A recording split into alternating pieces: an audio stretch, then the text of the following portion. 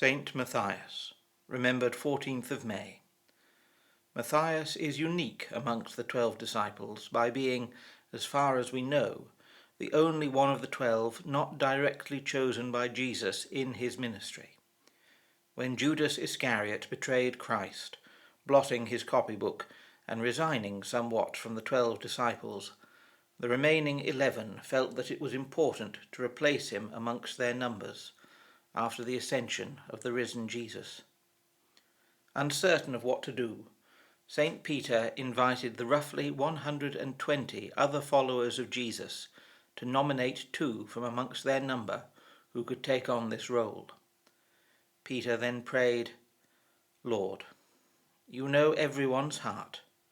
Show us which one of these 2 you have chosen to take the place in this ministry and apostleship from which Judas turned aside to go to his own place."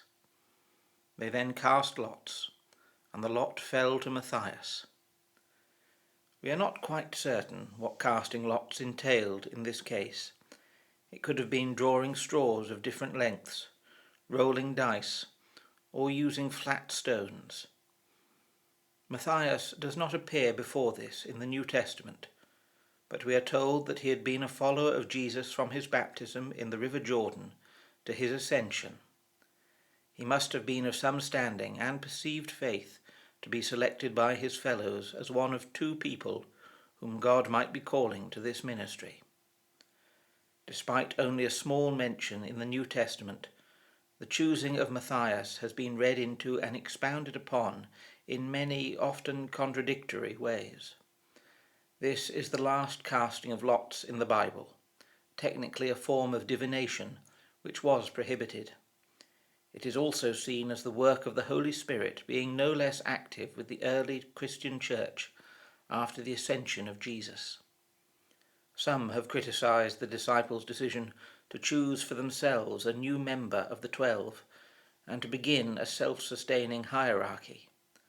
Others have seen in it the continuation of Jesus' first call of others to follow him, to share his life and ministry.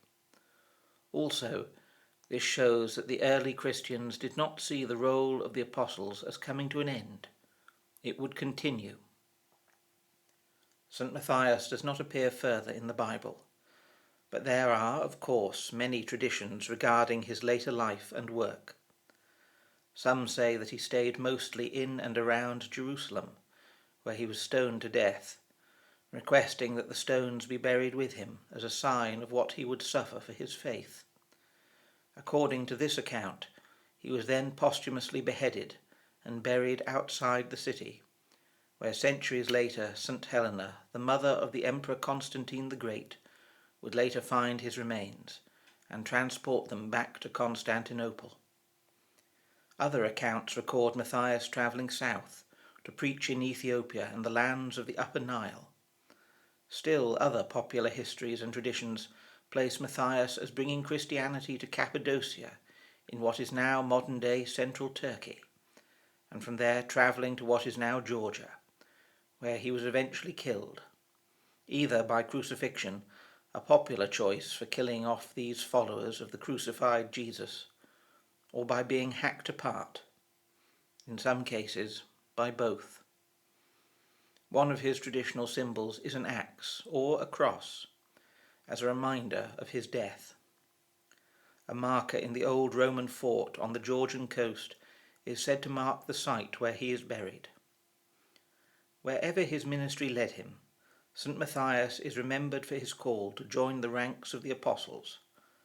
Matthias, like all the other apostles, was not chosen for what he already was, but for what God foresaw he would become.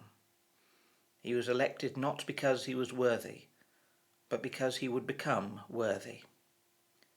He is commemorated in many places on the 24th of February, the supposed date of his death. But this was moved in the West so that it would not fall in Lent and could be celebrated then in Eastertide. St. Matthias the Apostle is remembered on the 14th of May.